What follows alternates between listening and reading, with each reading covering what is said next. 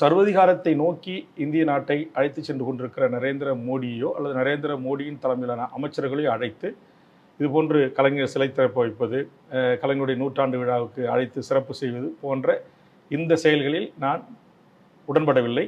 அதில் பங்கெடுத்து கொள்ள போவதும் இல்லை. சமீபத்தில் கலைஞர் நம்முடைய கவர்னர் தேநீர் விருந்துக்கு அழைத்தார், நான் புறக்கணித்தேன். இந்த நாணய வெளியீட்டு கூட நீங்க போகலையா? இது கூட நான் போகல. எனக்கு அழைப்பு வந்திருக்கு. கண்டிப்பாக ராஜ்நாத் சிங் அழைத்து திராவிட முன்னேற்ற கழகம் இங்க இவ்வளவு ஒரு மோசமான ஒரு சமூக நீதியை குறித்து நேர் எதிர்கருத்து கொண்டிருக்கின்ற ஒரு பாசிச பாரதிய ஜனதா அரசினுடைய ஒரு 2ஆம் கட்ட தலைவராக, ஒரு உள்துறை அமைச்சராக இருக்கக்கூடிய போன்றவர்களை அழைப்பது, அது ராஜ்நாத் சிங் போன்ற ஒரு பாதுகாப்புத்துறை போன்ற உயர்ந்த இடத்தில் பிஜேபியினுடைய அகில இந்திய தலைவராக இருந்த உயர்ந்த அதிகாரப்படத்தில் இருப்பவர்களை அழைத்து அரசு ரீதியாக நாங்கள் அவரோடு கைகோர்க்கிறோம், அரசு வேறு கட்சி வேறு என்று அப்போதெல்லாம் விளக்கம் சொல்வதில் கண்டிப்பாக எனக்கு உடன்பாடு இல்லை.